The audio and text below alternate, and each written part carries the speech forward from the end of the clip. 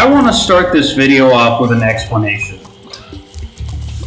about how to do a remaster properly. Just for any, like, if anybody is a developer at Toys for Bob and they're thinking of remastering another game series, or just, retrying this, or if, just somebody else is working for some other developer and, maybe in the future as well, just how to remaster a game. And I'm going to give you an example. Not this one, of course. I can't give you a visual example, but I can give you a bit of an explanation. A bit of an explanation. You guys probably, I don't know. You might have heard of the StarCraft remaster, yes? Now, StarCraft remaster, what they did, now keep in mind, this is Blizzard. Not the most well-respected company out there these days. But what they did is they updated the graphics, they made the game compatible with modern PCs, which is, to be expected. Of course, they updated the sound quality and everything like that, And then, they didn't change anything else. They didn't change the dialogue, they didn't change, the voice acting, they didn't change the story. They added a couple, like, when the game loads, they added a couple, like, frames for the campaign levels, I think the only debatably sketchy thing they did, and this is even something that I can understand, is they made the SCVs not black, because I think they're pretty clearly black in the original game, but that's because if you consider what the SCVs do in that game, and the fact that the Terran civilization is known as the Confederacy, and they have southern accents, yeah. Obviously, yeah, you're kind of getting rid of some of the personality of the game if you're going to do that, but, like, I can understand why, to the point where I don't have that much of a problem with it. So, to take away, you don't have to, like, go overboard when remastering a game. It doesn't have to be like this, They could have very easily left this whole thing alone, and I guess, for icing on the cake, they didn't change the gameplay mechanics of StarCraft at all. Even the debatably bad parts, like the pathfinding, the selection limit, they didn't change that because that is part of the integrity of the game. People spent years, learning those mechanics and learning how to get around them. That's what made the game, fun and unique. And same thing with this. Things like, the relatively low jump, the fact that he doesn't grab onto ledges, and the fact that you can charge and jump at the same time, it'll give you an extra speed boost. Those are things that you don't change. There's no reason to change them. So, I feel much better now that so many dragons have been rescued. Jump in the balloon and I'll show you the Dreamweaver's world. Are you ready to go? Also, they changed the dialogue from that guy.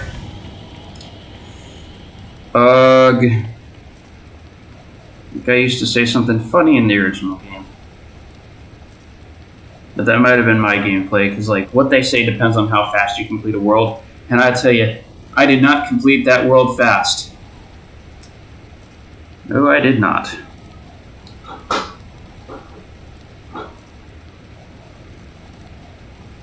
I wonder if I can flame while I'm in the balloon. No? Oh wait, that wasn't the flame button. This is the flame button. Still not working. Might have been too late. But yeah, here's this. Dreamweavers. Those guys, I called them the ants for a really strange reason. When they die, it always has to do with what they say when they die. When they died in the original game, they'd go, ah!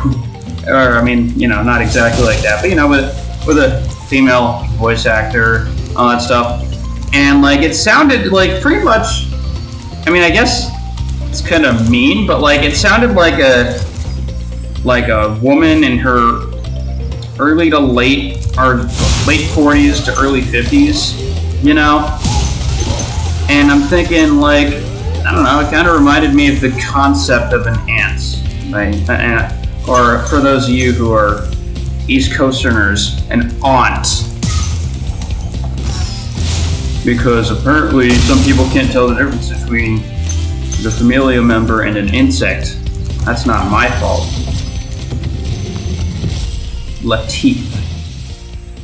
Welcome to the Dreamweavers, young one. While chasing Nasty's minions in this world, you must expect the unexpected and prepare for what is not there. I'm just gonna have to figure out a way to like cope with the dragons in this, because I feel like I'm gonna snap if I don't. I'm gonna snap, and it's not gonna be pretty. All right. Did yep. I just walked right past those. Well, good thing I looked back over there because I felt like I did miss something. Alright. I'd have to say, in terms of like level design, just gameplay wise, Dreamweavers is definitely my favorite world, and these guys are impossible to kill when they're in their large state.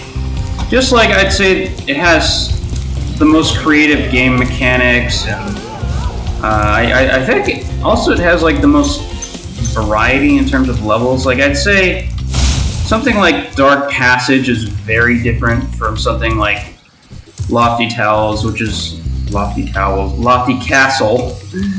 which is also very different from something along the lines of Haunted Towers, I think it's called.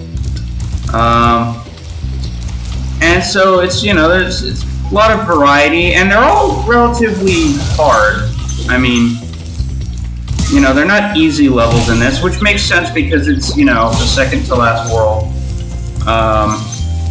And, you know, unfortunately, despite the fact that it's only the second to last world, I'd definitely say it's the hardest. But, you know, that's nothing wrong with this world, it's something wrong with, you know, the nasty world. Just things that led me to believe that the game was rushed. Also, this cannon is what has been changing the people. So you can make them transform like that. So you need to transform those guys to, number one, to get the gems from them, and number two, to go up there. And there's some more stuff up there.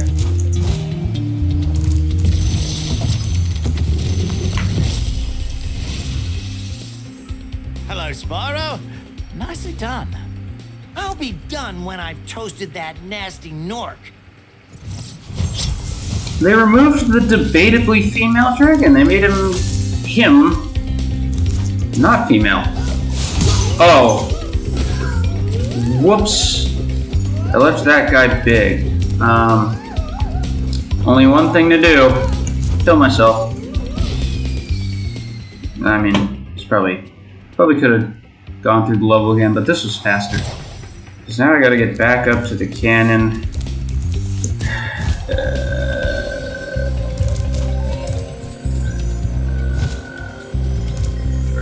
A lot of vortexes in this. Oh, and these things are big again. Well, ain't that fanciful. Alright, well, oops. This thing. Also, I found out what those armored monkey things in Metalhead, found out what I called them, or I found out what they said. I mean, just to get myself away from the madness that is this, I looked up some gameplay footage of the original Spyro, and for the life of me, I can't remember what they said now. Ugh. Yeah, oh, I remember. They went, ugh! So not hello, but ugh! I guess you know, when you have metal armor on, it hurts more. Or I don't know. They sound like they're being punched in the gut. Which is... that makes me happy.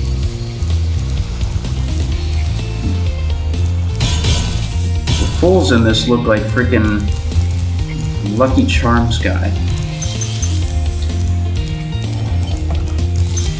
Yeah, I'm getting the gems first because I'm dreading communicating with you, that's why.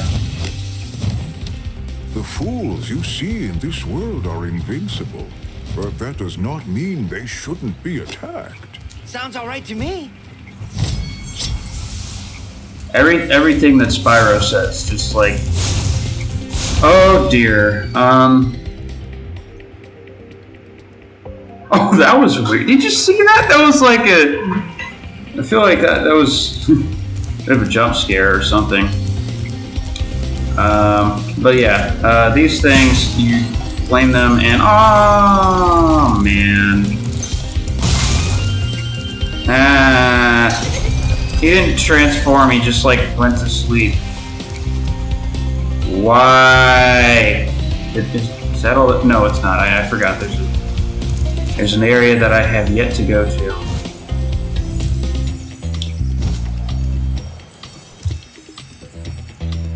I'd say the only bad level in this area. Oh, that gives one the false impression that there are extra things over there that one must go to.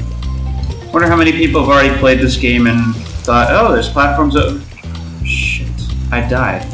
Well, now I have to go back up to the top and blast those guys again. This isn't a speed run, I'll tell you that. But I just feel like people probably have tried to get to those islands before. I actually wonder if that's possible. I might end up doing it. And I know just the perfect place where to start from, too.